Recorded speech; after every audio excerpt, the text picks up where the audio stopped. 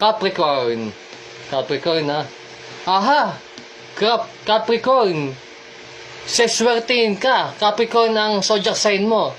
Dahil sa 2025, paggising mo, magkakaroon ka ng 1 million pesos. Si ano to? James, tagapagligtas ng mundo. No smoking, zodiac sign mo. Titingnan ko lang. No smoking, zodiac sign. Naku po. James, tagapagligtas ng mundo. Huwag ka mabibigla.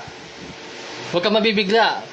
Dahil ang zodiac sign mo na no smoking ay swerte. Dahil sa year 2025, paggising mo, magkakaroon ka ng 1 million pesos. Ano pa? Sign ko, bawal umihi. Sabi ni Gon, ang zodiac sign niya daw, bawal umihi. No? Titingnan lang natin sa ating libro. Ang zodiac sign, bawal umihi. Ha? Ano to? Aha! Ang sign mo, bawal umihi.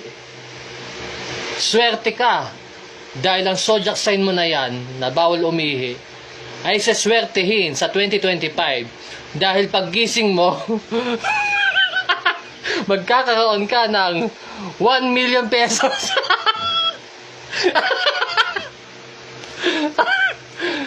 Ilocos na.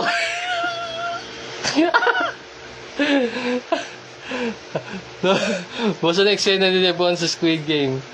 Handa reveal. Wala nga eh. Ano kapalakan ng Pisces ngayon? Sabi Dabin.